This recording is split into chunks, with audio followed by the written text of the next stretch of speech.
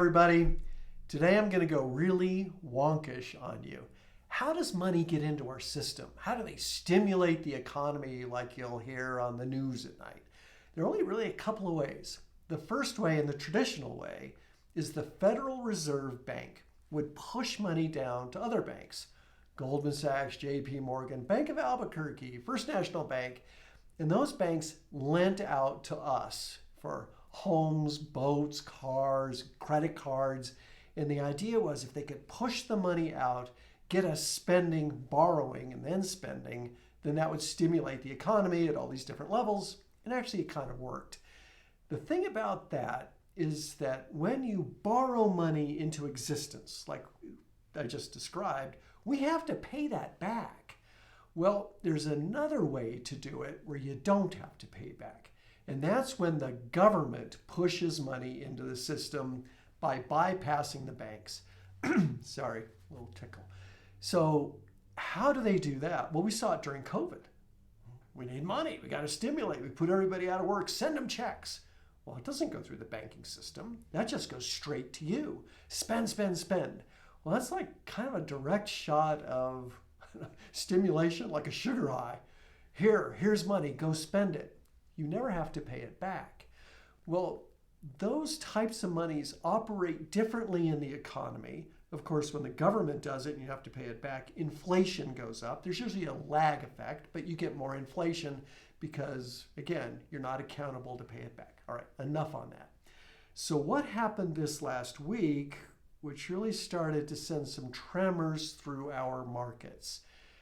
When the government pushes this money out to us, it's not like we had tax revenues to cover all that money that we sent out.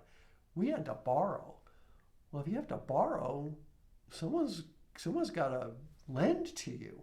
Someone has to buy our debt. And at the 30-year Treasury auction, so think of it this way, it's like a 30-year CD. And we put a 30-year CD out there for people to buy. There weren't enough buyers. Particularly foreign buyers just dropped out. Well, we always had foreign buyers before, but that's all changing. China's not buying our debt.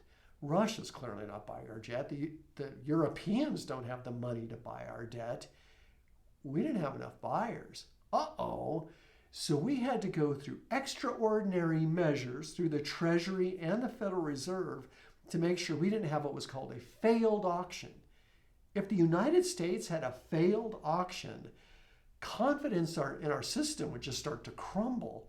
But we had to do these again. I won't go into the details, all the plumbing of the system.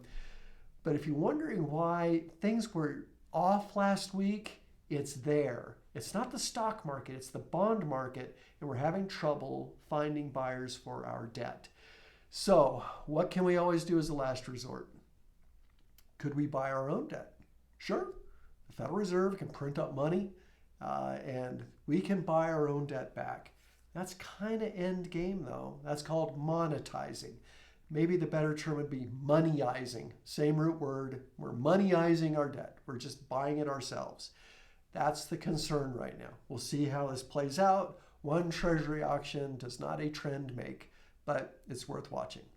So with that, I understand Walt wants to talk about trees. So I will turn it over to Walt.